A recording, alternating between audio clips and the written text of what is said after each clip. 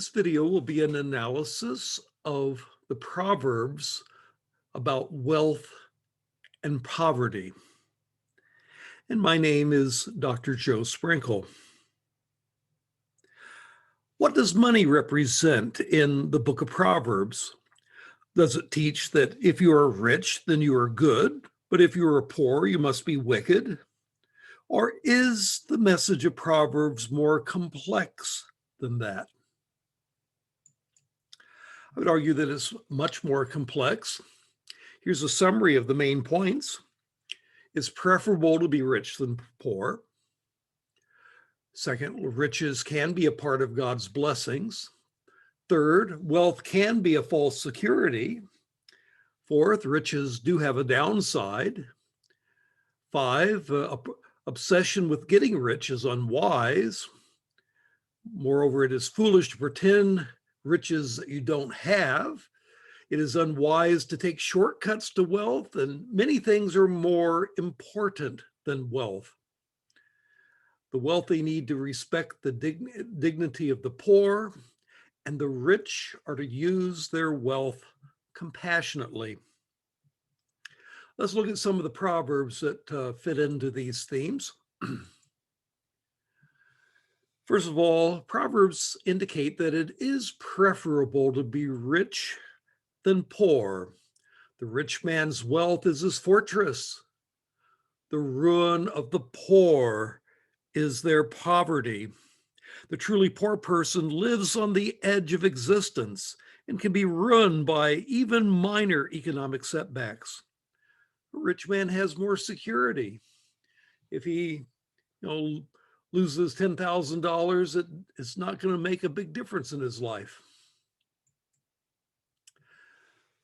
Another verse, Proverbs 22 and verse 7, the rich rule over the poor and the borrower becomes the slender slave. Poverty limits life's options and can be a form of slavery since you're indebted to whoever has lent you money. Another verse, Proverbs 18, verse 23, the poor man utters supplications, but the rich man answers roughly. A poor man may have no choice but to beg, as undignified as that is. But beggars tend to get little respect because other people get tired or they're constantly hitting them for some help or a handout, especially if they suppose the person to be poor because of bad behavior. And this can result in a rich man becoming callous to the pleas of the poor, and thus making the poor person's condition even worse than it would be otherwise. Wealth adds many friends, but a poor man is separated from his friend. People are friendly to the rich. The one can doubt how genuine they are in their friendships. But people get tired of the constant neediness of the poor, and they tend to lose friends from among those who are not like themselves, impoverished, and hence they lose the network that could help them to overcome poverty. Now, all of these verses indicate, well, it is preferable to be rich than to be poor. And there are other proverbs that talk about avoiding laziness, since laziness leads to poverty, and that, of course, assumes that it's better not to be poor. But then a second point, riches can be a part of God's blessings on people. Proverbs 10:22, the blessing of the Lord brings wealth, and he adds no trouble to it. God could allow someone to gain some material assets as a form of blessing. But wealth, Proverbs warns, can be a false security. It says, wealth is worthless in the day of wrath, but righteousness delivers from death. Wealth can be a false security, can lead to arrogance, but when we stand under God's judgment or wrath, it will do us no good. Likewise, next proverb, Proverbs 28 and verse 11, the rich man is wise in his own eyes, but the poor who has understanding sees through him. Again, a rich man thinks that he must be clever because he is rich, and there are cases where that may be true. But a poor man can see sometimes that the man is rich not because he's so clever and wise, but because of circumstances, because of who his parents were, things of that sort. Proverbs 11, verse 28, he who trusts in his riches will fall, but the righteous will flourish like the green leaf. Again, ultimately, trusting in riches is not a good plan. Eventually, however, righteousness, even after this life, will flourish like a green leaf. The righteous will inherit eternal life. So wealth can be a false security. Another point, wealth can have a downside. The ransom of a man's life is his wealth, but a poor man hears no threat. A rich man who has money so as to ransom his life, say from kidnappers, will give whatever he has to save his life. But a poor man who has no money to extort doesn't have to worry about being kidnapped. I mean, the kidnapper knows that he can't get anything by kidnapping that person or a member of that person's family. So again, riches have a downside. People might go after you just because you have wealth. That could happen in court cases as well. People don't tend to sue the poor because there's no profit in it. You tend to sue those that have money because you at least have a chance of winning your case and getting money. Riches do have a downside. Another verse that talks about that. This is Agur in Proverbs 30 and verse 8 and following. Keep falsehood and lies far from me. Give me neither poverty nor riches, but give me only my daily bread. Otherwise, I may have too much and disown you and say, who is the Lord? Or I may become poor and steal and so dishonor the name of my God. Agur sees problems, whether or not you have a lot or whether you have a little.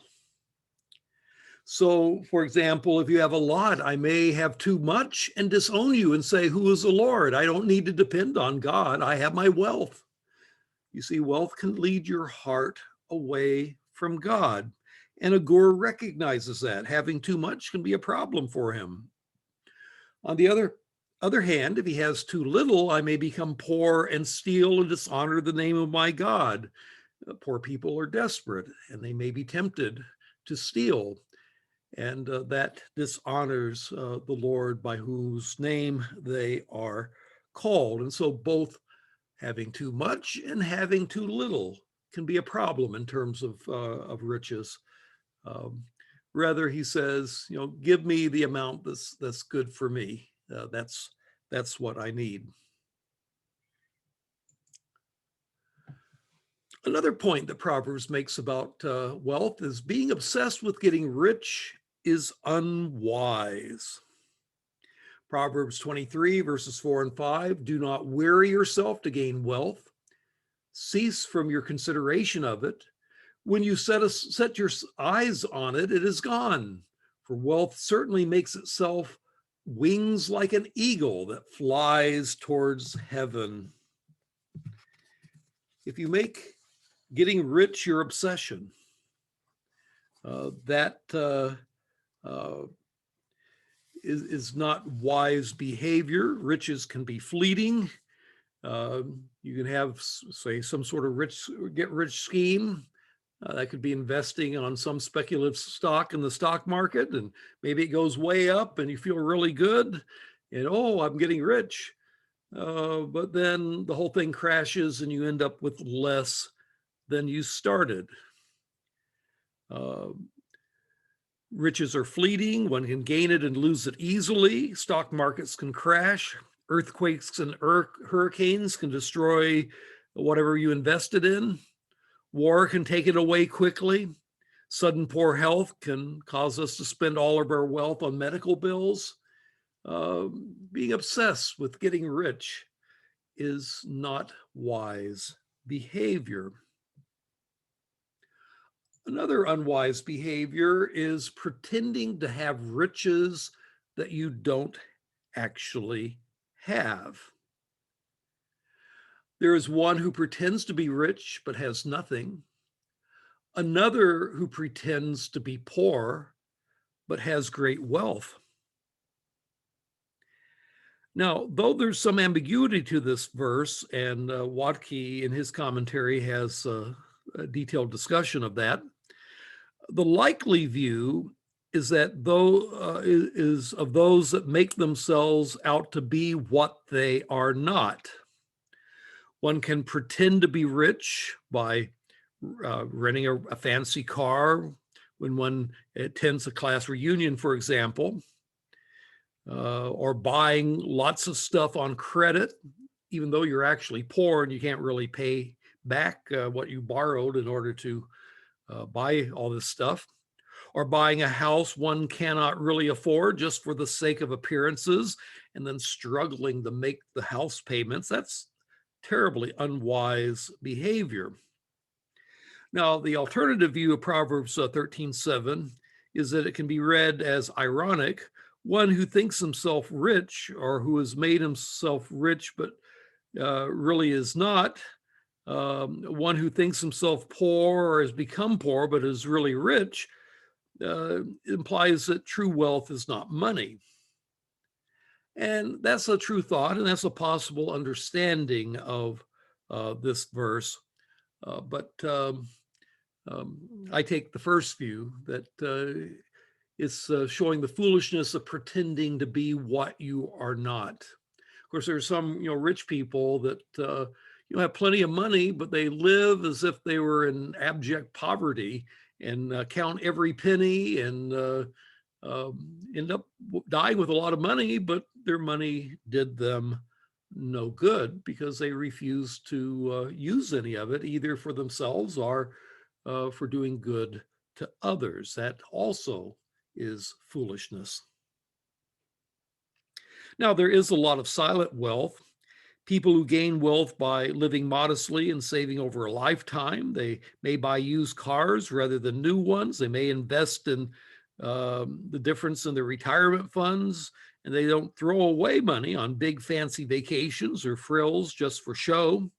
And when they retire, they may have much more income than people twice their income during their working years, but who spent it all as quickly as they got it because they were wanting to pretend to be rich, even though they were not. The next foolish thing about wealth, it is unwise to take shortcuts to wealth. And of course, there's a whole market of books on how the lazy man can get rich. But taking shortcuts is unwise. Proverbs 13, verse 11, wealth obtained by fraud, alternative translation, English Standard Version, wealth gained hastily dwindles, but the one who gathers by labor increases it. People have always tried to find ways of gaining wealth by taking shortcuts, get rich quick schemes, or illegal activities. But Proverbs tells us it's far better to earn it the old-fashioned way by working for it and spending less than you earn so that you can have increase over time.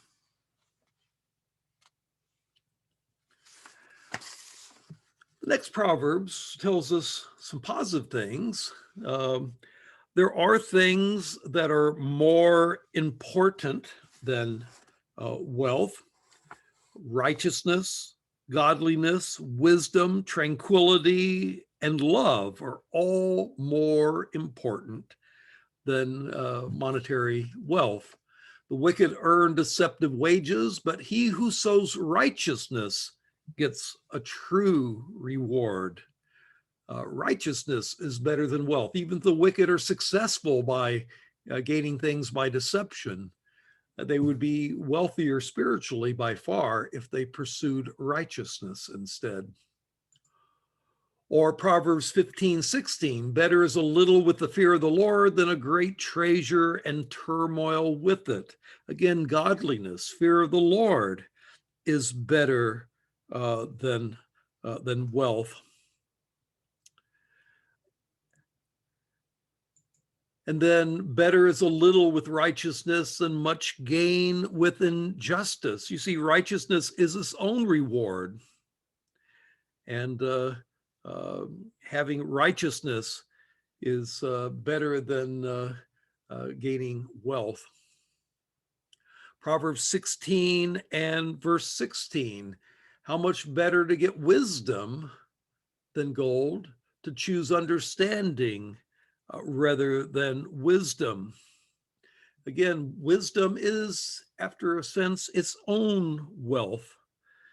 And if you have wisdom, you do have a wealth that's more valuable than silver and gold. So you'll get sayings of that sort also in Proverbs chapter 3. Proverbs 17 and verse 1, better a dry crust with peace and quiet than a house full of feasting with strife. Here saying tranquility is better than riches. If you have a lot of money, but then have lots of strife in your house, well, what good is that money? It's far better to have peace and quiet than to have wealth, to have tranquility rather than monetary assets. And then Proverbs 15:17, better is a dish of vegetables where love is than a fattened ox served with hatred. A house that's full of love is far better than a house that's full of material goods, because love is a higher value than wealth. Another thing it says about wealth is that the wealthy need to respect the dignity of the poor. Proverbs 14 and verse 31, he who oppresses the poor taunts his maker, but he who is gracious to the needy honors him.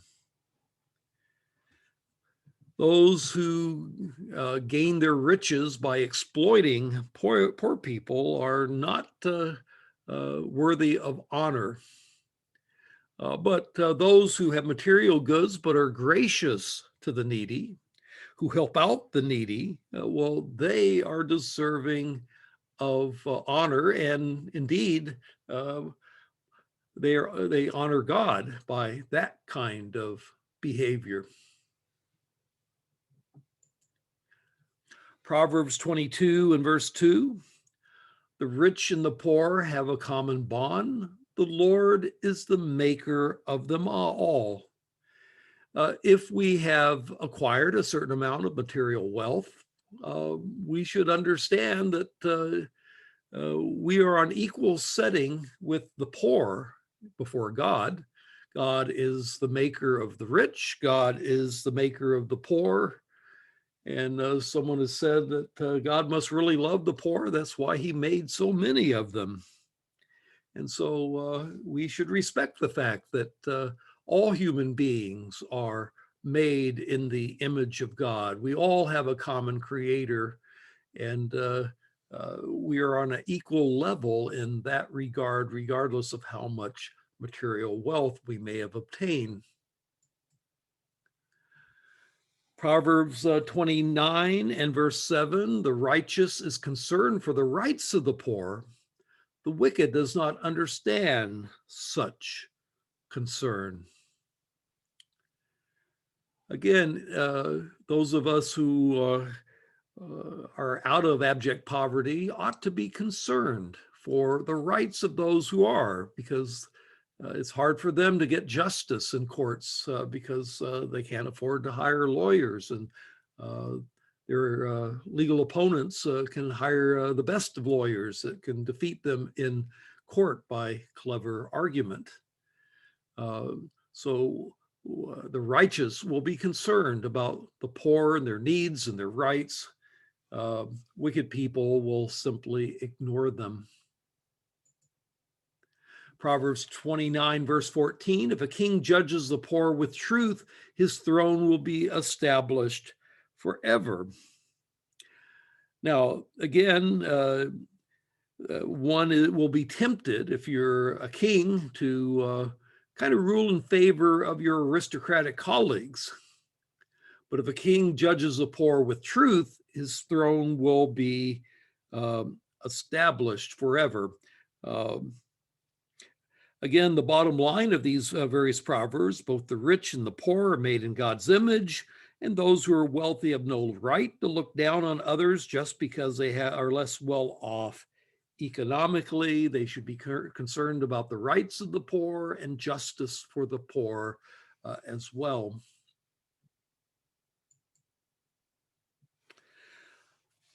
Other proverbs tell us that the rich are obligated to use their wealth compassionately to help the poor, and are promised a blessing if they do so. The generous man will be prosperous, and he who waters will himself be watered.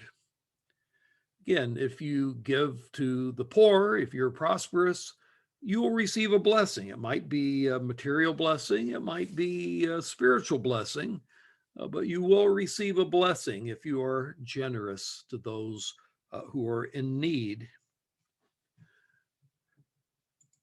Proverbs 28 and verse 27, he who gives to the poor will never want, but he who shuts his eyes will have many curses. Again, giving to the poor will never want. You know, if you've shown yourself to be a generous person that has given of your resources to others, well, if some catastrophe happens to you and you go into need, people who have seen your good works will be inclined to help you. That's at least one way in which those who give to the poor will never want. You have a support system that will help you out since you're known as such a good person. On the other hand, those who are not generous to the poor, if you walk by the beggar and don't give him anything, you will have many curses.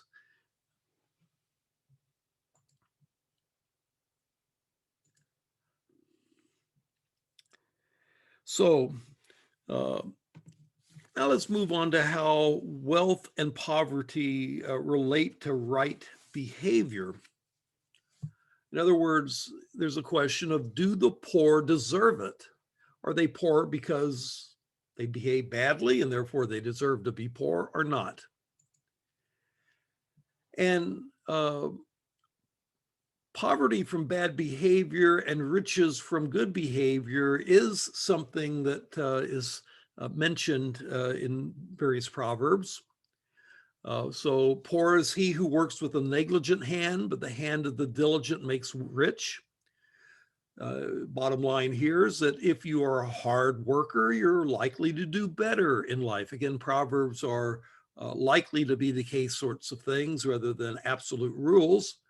But if you are negligent and lazy, you're likely not to do nearly so well. So be diligent.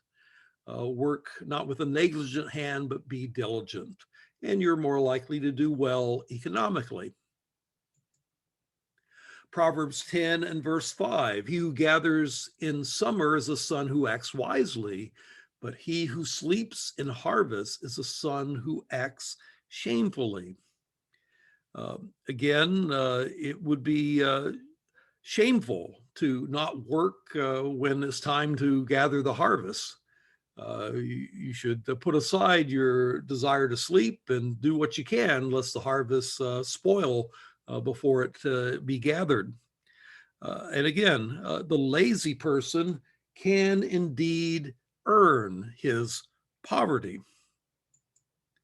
One more, in all labor there is profit, but mere talk leads only to poverty. Lots of people talk about how they're going to make a lot of money, but they never do what is actually necessary to achieve those goals. Talk is cheap, they say, but in labor, there is profit. You need to do the things necessary to be able to gain wealth. That could be to work hard to get an education, or to get technical training, or some sort of internship or the like.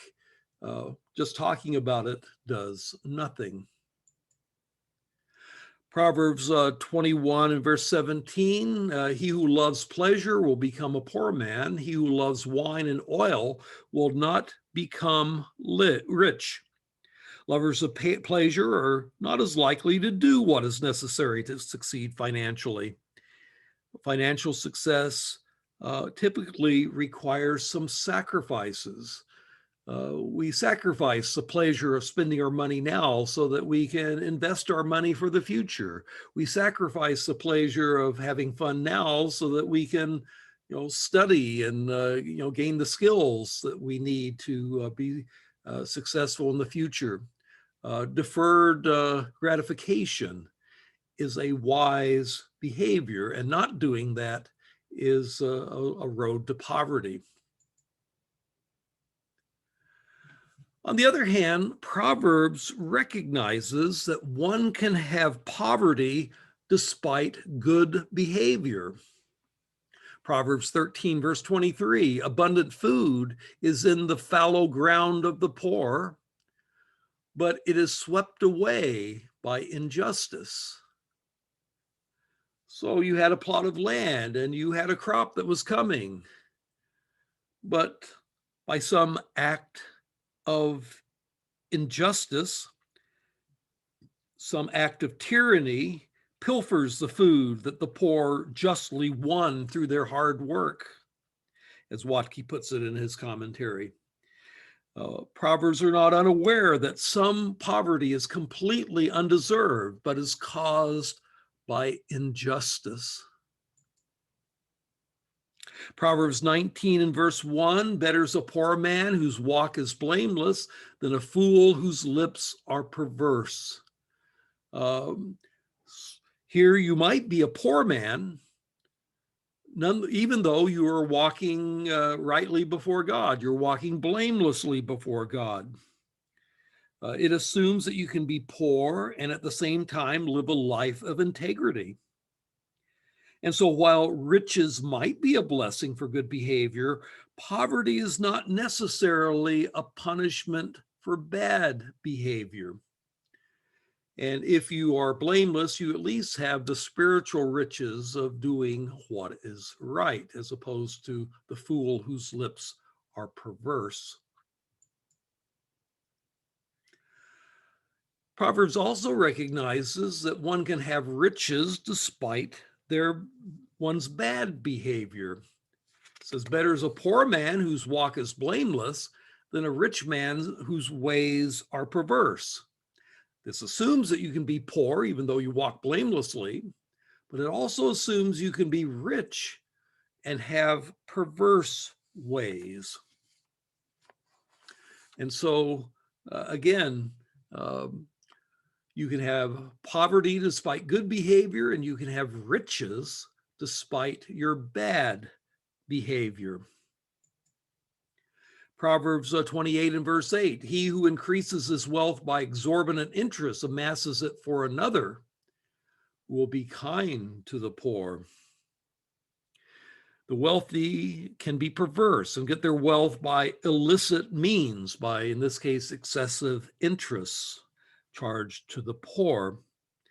And just because one is wealthy, it doesn't mean that you are a good person. And then we also have Proverbs 19 and verse 1. It is not fitting for a fool to live in luxury. How much worse for a slave to rule over princes. And here it talks about how incongruous it is for a fool to live in luxury. But it can happen. The fool can inherit $1 million, or a fool can win the lottery, even though he was wasting his money by gambling it. And so a fool can end up in luxury, even though it's completely unfitting and incongruous. A fool ought not to be able to do such a thing, but in life it sometimes happens that way. Votes on a penny stock that does well and amazingly gets rich by basically gambling on the stock market. Similarly, it's incongruous for a slave to rule over princes, it says in that proverb.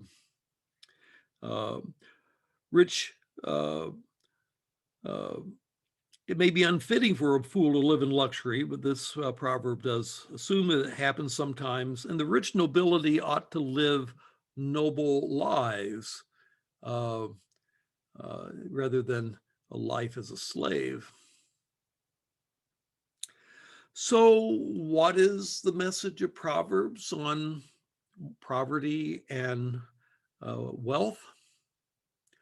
Well, it says that it's preferable to be rich than poor, and that riches can be a blessing from God.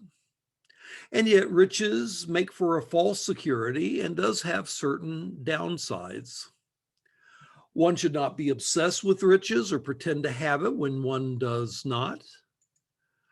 But the best path to wealth is hard work without shortcuts, and understanding that many things are more important than wealth. And it encourages those that obtain some economic wealth to be generous with it. And though righteousness leads to wealth and unrighteousness leads to poverty in general, the righteous can be poor and the unrighteous can be wealthy. So that's a presentation on wealth and poverty in the book of Proverbs. And I am Dr. Joe Sprinkle.